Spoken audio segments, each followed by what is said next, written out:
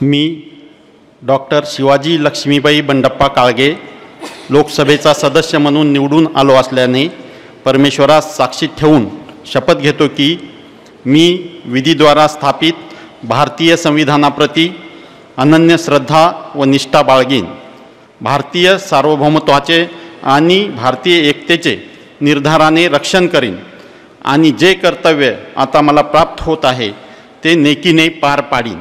Jai Hind, Jai Maharashtra.